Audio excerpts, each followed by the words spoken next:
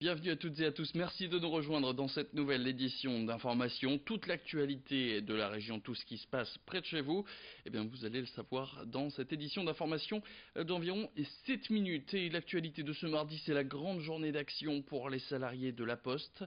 Dans le Nord, des salariés se sont entre autres réunis devant la plateforme industrielle du courrier à Lesquin, à l'appel des organisations syndicales. Salariés qui protestent contre une directive de la direction régionale qui prévoit l'instauration d'une pause méridienne de 45 minutes à la place de la pause quotidienne qui durait avant 20 minutes. Conséquence, eh bien, les journées des facteurs seront prolongées jusque 16 heures. Une nouvelle organisation dans la journée qui déplaît à une partie des salariés qui préfèrent terminer plus tôt et donc sans pause déjeuner.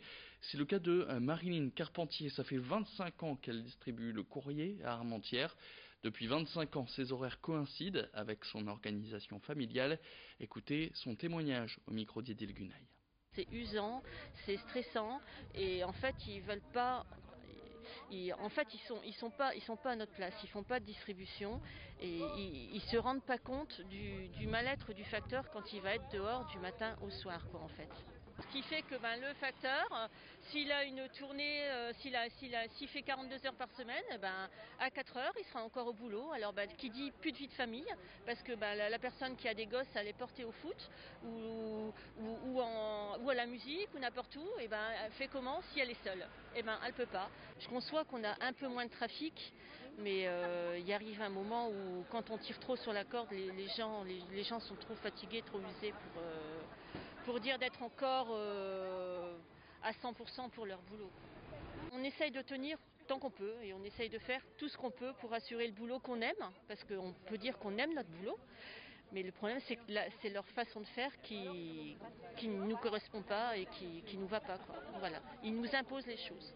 Il y aura des nouveaux services à faire l'après-midi, il y aura des visites à faire chez les gens plus vers la soirée. Enfin, de toute façon, la Poste maintenant c'est rentabilité, on le sait. Donc on fait ce qu'on peut pour, On n'est pas contre non plus, hein, on sait qu'il faut des sous à la Poste. Mais bon, quelque part, c'est vis-à-vis du personnel, s'essouffle. Voilà, c'est ça.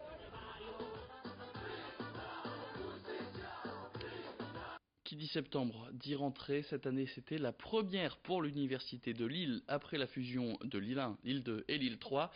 D'après Jean-Christophe Camard, le premier bilan de cette fusion est très positif.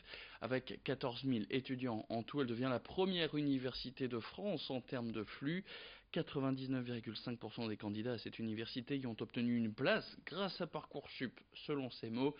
Autre satisfaction, les bons chiffres du programme Erasmus ces dernières années avec ce projet de toujours booster un peu plus la mobilité internationale des étudiants. Bref, la première rentrée de l'université de Lille se passe bien, comme l'a confirmé son président Jean-Christophe Camard au micro de Marco Sailly. Alors le bilan, je le considère comme très positif. Nous sommes nés en janvier, donc c'est très récent. C'est cette première année universitaire qui est du coup de fait l'université de Lille, et donc elle est très satisfaisante puisque le modèle Parcoursup qu'on peut considérer comme expérimental a donné somme toute de bons résultats, puisque 99,95%, pour ne pas dire 100% des étudiants, des candidats ont obtenu une place à l'université. En termes de flux étudiants qui est à l'université de Lille, on peut se réjouir. Et donc cette université, elle montre aussi une grande activité, mais évidemment on accueille 14 000 étudiants en première année universitaire, ce qui en fait la première université française en termes de poids. Et puis on termine cette édition avec un portrait. Il commence à se faire une place dans le monde des DJ. Et il est de la région. Son nom, Quentin Volant, alias Mark Lauer, parcourt aujourd'hui le monde pour se produire dans les plus grands clubs de la planète. Celui qui est aussi compositeur et producteur de ses musiques a reçu Idil Gunaï chez lui dans le bassin minier. Portrait.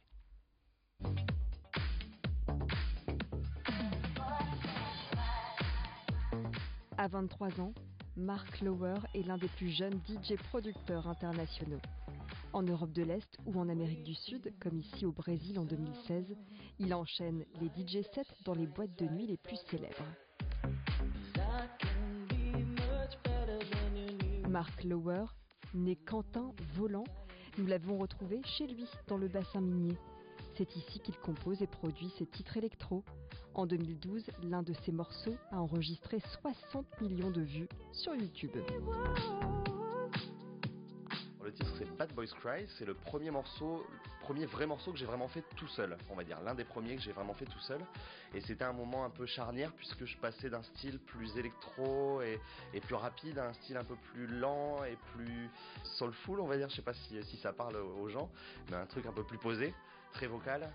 Et donc en fait c'est un morceau que j'ai fait en achetant tout simplement une voix sur internet, sur un site où on peut acheter des voix toutes faites, des packs de voix.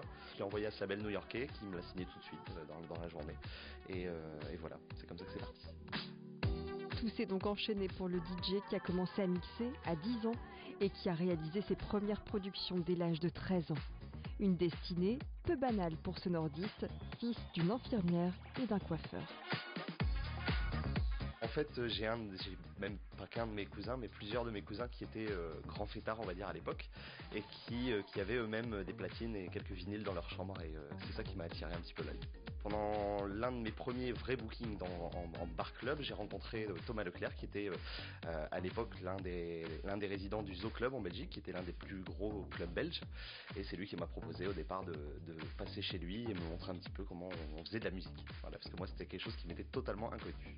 Si je peux continuer à tourner un petit peu dans le monde entier comme je le fais à l'heure actuelle et puis produire par la suite pour d'autres personnes, pourquoi pas, ça me plairait aussi bien dans la musique électronique que pourquoi pas d'autres styles de musique. Je suis vachement ouvert à tout ça, ça m'intéresse également, je trouve que c'est super enrichissant de travailler avec d'autres personnes.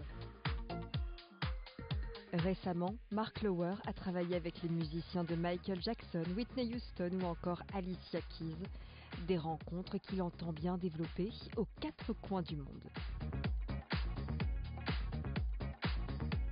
Et puis l'info, en bref, après la liquidation du géant américain du jouet Toys R Us, l'enseigne nordiste Pickwick candidate à la reprise de ses magasins Toys R Us France.